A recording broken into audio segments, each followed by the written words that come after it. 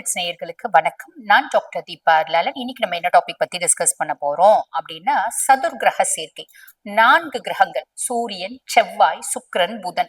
இந்த 4 பேரும் பாத்தீங்கன்னா மகரத்துல. மகரம் அப்படின்றது காலபுருஷனுக்கு 10ஆம் பாவம், தொழில் ஸ்தானம்.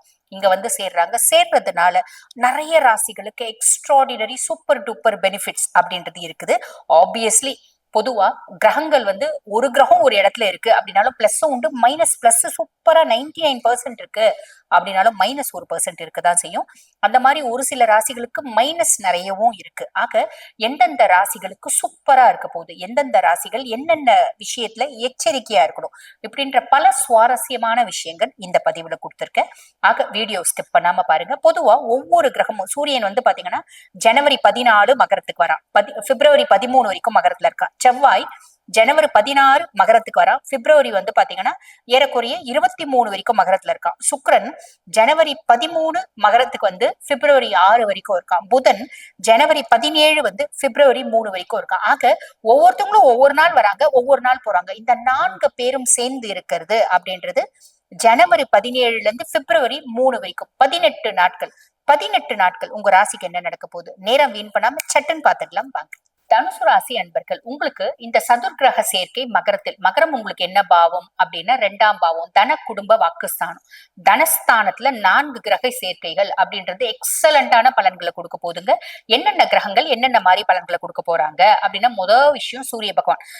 ராஜ கிரகம் யாரு? சூரிய பகவான். சூரியனை பத்தி சொல்லணும் அப்படின்னா அவர் உங்களுக்கு 9 அதிபன், பாக்கிய ஸ்தானாதிபதி தனஸ்தானத்துல. அப்படின்னும் போது எனக்கு எல்லா ஜோதிடர்கிட்டையும் நான் பலமுறை என்னோட ஜாதகத்தை காமிச்சிட்டேங்க. நல்ல அதிர்ஷ்டமான ஜாதகம், அதிர்ஷ்டமான ஜாதகம் அப்படின்னு சொல்றாங்களே தவிர பணத்தை இது வரைக்கும் கண்ணுல பார்த்ததா சந்தோஷப்பட்டதா சரித்திரமே இல்லைங்க. அப்படின்னு சொல்ற தனுசு ராசி அன்பர்களை கூட நாங்க பார்த்திருக்கோம். அப்படிப்பட்ட பர்சனா நீங்க இருக்கீங்க, ஆனா அது ரொம்ப ரேர். ஆனா அப்படிப்பட்ட பர்சனா நீங்க இருக்கீங்க அப்படின்னா கூட இந்த காலகட்டம் பாருங்க, அதிர்ஷ்டம் பணமாக மாறக்கூடிய காலகட்டம் அப்படின்னு சொல்லலாம். சூப்பர்ல இது.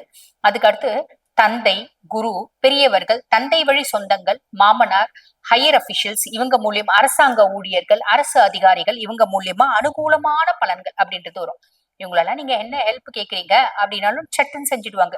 ரொம்ப சிம்பிள். நான் கவர்மெண்ட் ஆபீஸ்ல பாத்தீங்கன்னா வேலை செஞ்சிருந்தேங்க. எனக்கு இந்த கிராட்டிடியூட் பிஎஃப் எல்லாம் வரலைங்க. நான் அதுக்கு அலைஞ்சுக்கிறேன். இந்த காலகட்டம் வந்துடும். புரியுதுங்களா? நான் கவர்மெண்ட்ல வேலை செய்யலைங்க. ஆனா இந்த ரோடு கான்ட்ராக்ட் எடுக்கிறது, இந்த சௌச்சாலைய கட்டுறது, இந்த மாதிரி சின்ன சின்ன டெண்டர் கவர்மெண்ட்ல எடுத்து செஞ்சுட்டு இருக்கேன். இப்போ பாருங்க கொஞ்ச நாளா கிடைக்கவே இல்லை. இந்த காலகட்டம் கிடைச்சிடும். இப்ப செஞ்சுட்டு இருக்குங்க. பெரிய கான்ட்ராக்ட் கிடைக்க மாட்டேங்குது. இந்த காலகட்டம் கிடைக்கும் பெரிய கான்ட்ராக்டோட. இந்த மாதிரி நிறைய பிளஸ் அப்படின்றது உண்டுங்க. அதுக்கும் மேல குடும்பத்துல உங்களுக்கு அப்படின்ற மரியாதை, அந்தஸ்து அப்படின்றது உயரும். உங்களோட சொல்வாக்கும் செல்வாக்கும் அதிகரிக்கும் அப்படின்னு சொல்லலாம். பேச்சுல பாத்தீங்கன்னா ஒரு அதிகார தோரணை அப்படின்றது இருக்கும். பொதுவாவே தனுசு பாத்தீங்கன்னா குருனோட ராசியாதிபன் குரு தானே, குருனோட ஆதிக்கம் பெற்ற ராசி அப்படின்றதுனால பொதுவாவே தனுசு பாத்தீங்கன்னா அவங்களுக்கு இன்டெப்த் ஆஃப் நாலேஜ் இருக்கும். இன்பில்ட்டாவே அவங்களுக்கு நிறைய நாலேஜ் இருக்கும். I know better then you அப்படின்ற எண்ணம் இருக்கும்.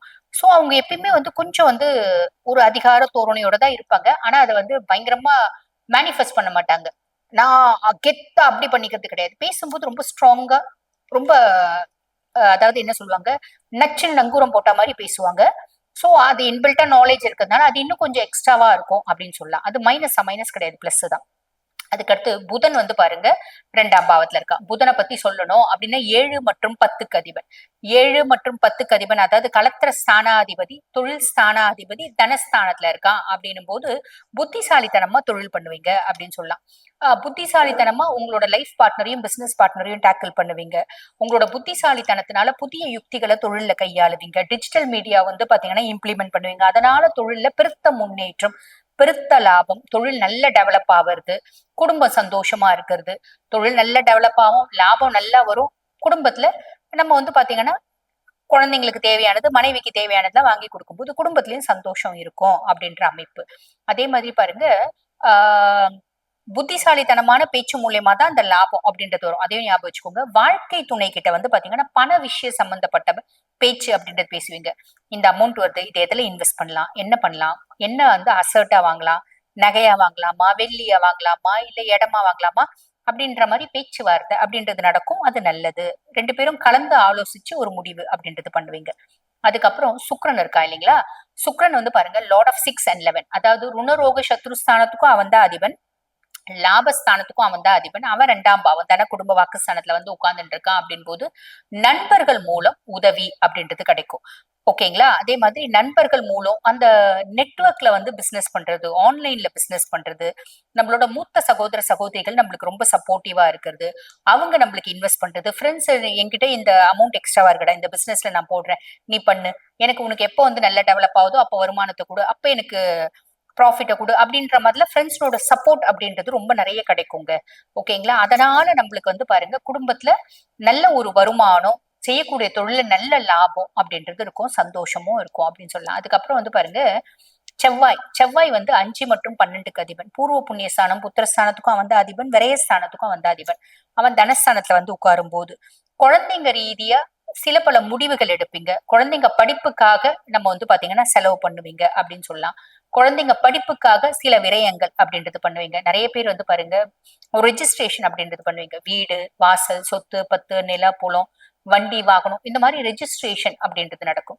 அதே மாதிரி பிள்ளைகள் கல்வி தொடர்பான செலவுகள் அப்படின்றது ரொம்ப சிம்பிளுங்க. இப்ப வந்து பிள்ளைங்களை வெளிநாடு அமைச்சு படிக்க வைக்கலாம்னு நினைக்கிறோம். அதனால செலவு பண்ணி பிள்ளைங்களை வெளிநாடுக்கு அனுப்புறோம். பிள்ளைங்களை லோக்கல்ல வந்து பாத்தீங்கன்னா ஒரு நீட் படிச்சா பாஸ் பண்ணிட்டா எம்பிபிஎஸ் சேர்த்தலாம்னு நினைக்கிறோம், செலவு பண்ணி எம்பிபிஎஸ் சேர்த்தோம். இந்த மாதிரி முடிவுகள் எடுக்கக்கூடிய காலகட்டம். செலவு நீங்க வந்து பிள்ளைங்களை சார்ந்து பண்றது எதுக்கு அப்படின்னா பிள்ளைங்களோட முன்னேற்றத்துக்காக, பிள்ளைங்களோட வாழ்க்கைக்காக அப்படின்னு சொல்லலாம். வெளிநாடு போறதுக்கான பிராப்தம் உண்டு. பிள்ளைங்களை செலவு பண்ணி வெளிநாடு படிக்க அனுப்புறதுக்காக பிராப்தம் உண்டு. வேலைக்கு பிள்ளைங்களை வந்து வெளிநாடு அனுப்புறதுக்கான பிராப்தம் இல்ல. நானே வந்து இளம் வயசுதான், நான் வந்து படிச்சு முடிச்சிட்டு இருக்கேன், விசா வாங்கிட்டேன், அங்க போய் செலவு பண்ணி போய் அங்க சம்பாதிக்கிறதா வேலை, அந்த மாதிரி போறதுக்கான பிராப்தம் உண்டு. அதே மாதிரி ஆன்மீகம் சார்ந்த செலவுகள், உள்நாடு வெளிநாடு போறது. ஆன்மீகம் சார்ந்த செலவுகள்னா இங்கேருந்து பத்துமலை முருகனை போய் நான் மலேசியா போய் பார்த்துட்டு வந்தேன், இங்கேருந்து நான் வந்து ஸ்ரீலங்கா போய் கதிர்காம முருகனை பார்த்துட்டு வந்தேன், இந்த மாதிரி ஒரு அமைப்புன்னு சொல்லலாம். ஆக இந்த 4 கிரகங்கள் வந்து பாத்தீங்கன்னா தனஸ்தானத்துல இருக்கிறது அபரிவிதமான ஒரு ராஜயோகம் அப்படின்றது வரத்துக்கு நிறைய வாய்ப்பு இருக்கு, நிறைய சான்ஸ் இருக்கு. ப்ராப்பரா யூட்டிலைஸ் பண்ணிக்கோங்க. கோவம், டென்ஷன், அவசர முடிவு வேண்டாம். அப்படி சின்ன சின்ன விஷயங்கள்ல கவனமா இருக்கீங்க அப்படின்னா சூப்பரா இருக்கும். வாழ்த்துக்கள். இப்ப நான் உங்க ராசிக்கு சொன்னது வந்து பாருங்க இந்த சதுர்கிரக சேர்க்கையின் பொதுவான பலன்கள். இப்ப இந்த பதிவை பார்த்துட்டு இருக்கோங்கம்மா, இந்த சதுர்கிரக சேர்க்கை நான் எப்படி பக்காவா யூட்டிலைஸ் பண்ணிக்க முடியும்? இப்போ ஒரு தொழில் ஆரம்பிக்கணும்னு நினைக்கிறேன், இந்த காலகட்டம் இந்த தொழில் ஆரம்பிக்கலாமா? இப்ப நான் ஒரு பையனை லவ் பண்ணிட்டு இருக்கேன், இந்த காலகட்டம் அந்த பையன் வீட்டுல போய் நம்ம பேசலாமா, கல்யாணத்தை பத்தி பேசலாமா? இப்ப நான் ஒரு பொண்ணை லவ் பண்ணிட்டு இருக்கேன், அந்த பொண்ணு வீட்டுல நான் வந்து திருமண பேச்சு ஆரம்பிக்கலாமா? இப்ப நாங்க வீடு கட்டலாம்னு நினைக்கிறோம், இந்த காலகட்டம் செய்யலாமா? பிள்ளைங்களை வெளிநாடு அனுப்பலாம்னு நினைக்கிறோம், இந்த காலகட்டம் செய்யலாமா? பிள்ளைங்களால ரொம்ப கஷ்டத்துக்கு ஆளாகிறோம், அதுக்கு பரிகாரம் பண்ணலாம்னு நினைக்கிறோம், அதுக்கு தீர்வு தேடுறோம், இந்த காலகட்டத்துல தீர்வு நடக்குமா? இப்படி பல கேள்விகளுக்கு உங்க சுய ஜாதகம் தாங்க இண்டெக்ஸ். உங்க சுய ஜாதகத்தை பார்த்தா எல்லா கேள்விகளுக்கும் பதில், தீர்வு அப்படின்றது சாலிடா உண்டு.